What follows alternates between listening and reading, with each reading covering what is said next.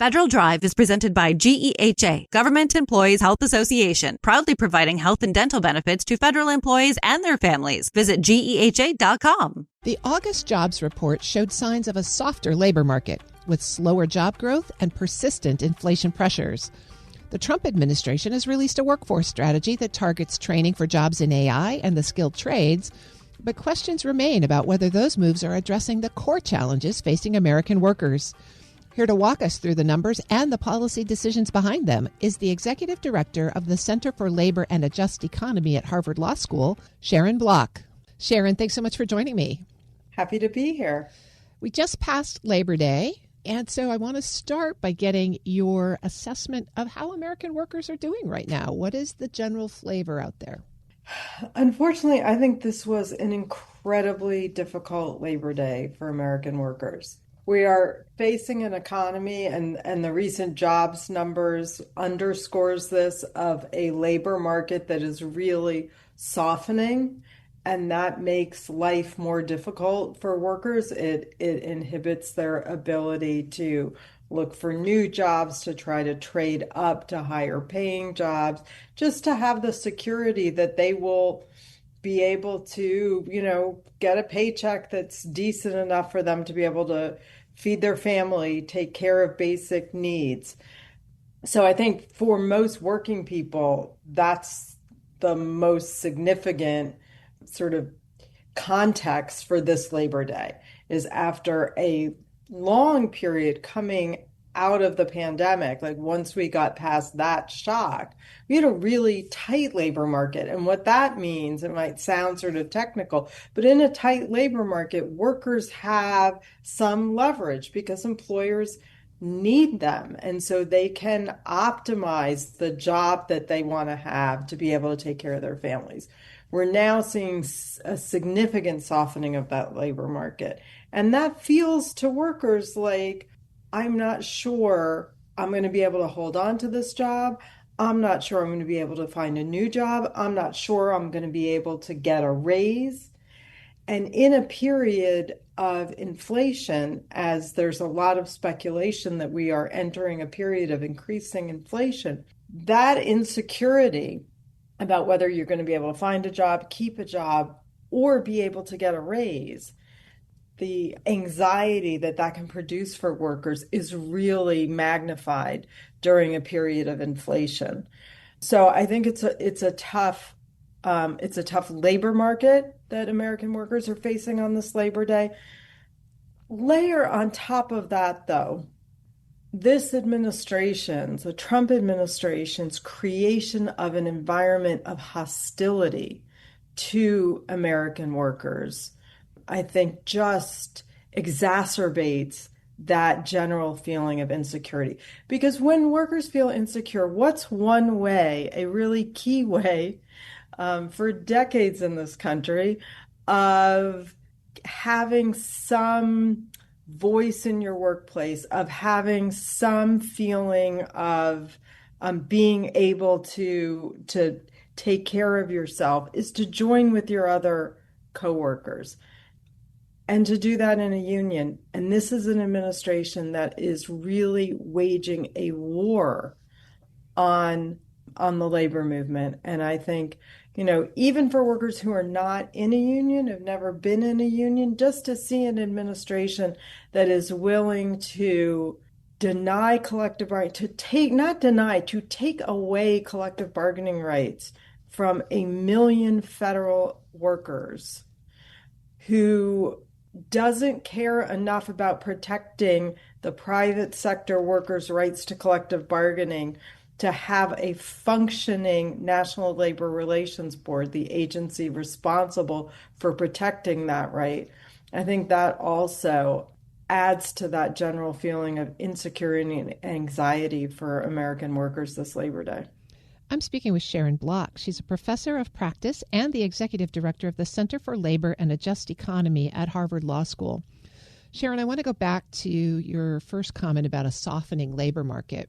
We recently got the August job numbers, and there were only 22,000 new jobs created, a net loss of jobs in June. Those numbers were revised down. What other indicators are you looking at that confirm that softening market, and how should people be approaching that? So I think there's a fair amount of data out there. You want to look at wages. We had been in a period which, over the past couple of decades, was pretty unusual. But at the end of the Biden administration, we were really seeing an increase. Again, coming out of the pandemic sort of crash, we were seeing at the low wage end of the labor market, those wages going up. So that's definitely something to look at. But another, more recent data is you look at each Thursday, we get the data from the Bureau of Labor Statistics about people quitting and coming in and out of the labor market. And that number will really tell you about the dynamism of the economy. Are workers moving around? Are they able to go and find a new job because it has a higher wage? Or do they feel stuck where they are? So that's another key piece of data. And that number has been suggesting that workers are not feeling like they can move around. And then you look at new unemployment claims, and of course, another piece of that picture from the August jobs report was that the unemployment rate did go up to 4.3%. Now that's still generally low, so you're looking for data that suggests where this economy is going. You put all of those pieces together, and it is starting to look like a very challenging labor market. And in particular, you look at where that softening in the labor market was in the last jobs report. We saw manufacturing was down, retail was down. I mean, these like key parts of the economy that this administration promised that they were going to focus on and do something about to grow manufacturing jobs, right? We're all going to have to put up with this higher inflation from these across the board, seemingly random tariffs because it was going to increase manufacturing in the US. Well, manufacturing jobs actually went down and are going down. So I think that's also going to add, we were talking about how does this economy feel for workers? I think that makes it feel like there's not a plan here. I mean, let's go back to the previous month's jobs report, which came out, which also showed a softening in the labor market. Now, did the Trump administration come out and say, we have a plan to help workers in a softening labor market? No, they fired the messenger. So there's no indication from this administration that they have an agenda that is putting the interests of working people who are feeling this softening in the labor market, that's putting their interests first. So I think that probably also adds to the anxiety at the moment. The Trump administration did last month put out the American Talent Strategy, Equipping American Workforce for the Golden Age, sort of a workforce strategy memo. It talks about registered apprenticeships. It talks about the trades. It talks about AI. What's your sense of the ability to deliver on the words that are on those pieces of paper? This administration puts out a lot of executive orders. Construction jobs were also down in the most recent jobs report. So I don't know how they plan to deliver on that promise either, in addition to not delivering on the promise to increase manufacturing jobs. I mean, the reality is we were increasing, I served in the Biden administration, so just want to be transparent about that in the White House, in addition to serving in the Obama administration. But I think it's a fact in the Biden administration, through the Inflation Reduction Act, that was funding actual jobs to build things that this country needs for the future. This administration has now pulled that money back. I mean, that's just forget about how you feel about dealing with the climate crisis. That money in the Inflation Reduction Act was going across this country to help build the things that we need to change the energy mix in this country. Those were good paying jobs, and this administration pulled that money. So there's a lot of saying one thing but doing another thing. This administration also has a history of, in the apprenticeship area, which was something that was very important to us also in the Biden administration. But what was important to us were good quality, fair paying, fairly administered apprenticeship programs. Again, the labor movement has a long history of delivering really high quality apprenticeship programs. What this administration did in the first Trump administration was to really pull the rug out from under those standards that make sure that apprenticeship programs are high quality. So again, there are things that are said on paper in this administration that are actually hostile to American workers, like all these executive orders, denying collective bargaining rights to federal employees under the most disingenuous of justifications. Then there are things like this executive order that you just mentioned that maybe sound good, but it's the actions on which this administration should be judged.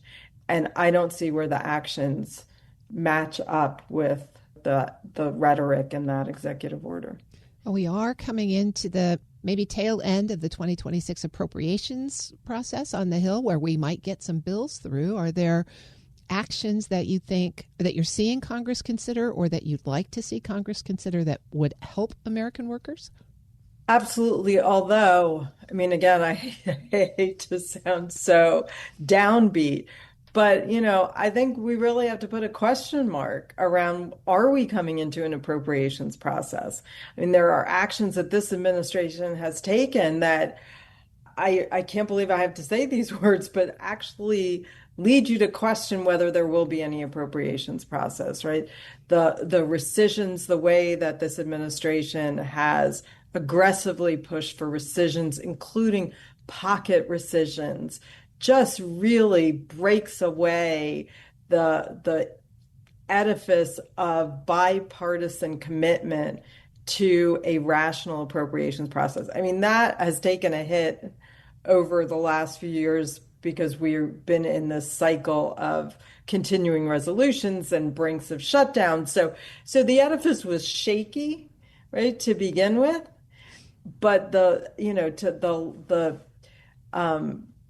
hit that the trust between appropriators from the two parties has taken as a result of this administration's actions, I think, is really important. Again, might sound very like inside baseball, but it's important to the American people because the government delivers services that the American people rely on. And if we can't have an appropriations process that funds the government at the most basic level, because the whole structure by which we figure that out has been destroyed by this administration, the American people are the ones who are going to pay the price for that. If they can get to an appropriations process and get bills out and get important government services funded. What I would like to see at the very least is just appropriations levels at agencies like the Department of Labor, like the National Labor Relations Board, to just provide basic protections for American workers. Right now, with the decimation of the federal workforce, there's a real question as to whether agencies like the Occupational Safety and Health Administration, the Mine Safety and Health Administration, Wage and Hour Division, which makes sure that workers get paid what they are owed, whether those agencies are staffed well enough even to provide those basic protections. So that's at least where I would start. Let's do the basics that American workers need to ensure that they are safe and paid fairly. I've been speaking with Sharon Block. She's the professor of practice and executive director of the Center for Labor and a Just Economy at Harvard Law School. Sharon, thanks so much for joining me today. Thank you for having me. We'll post this interview at federalnewsnetwork.com/Federal Drive. Listen to the Federal Drive on your schedule. Subscribe wherever you get your podcasts.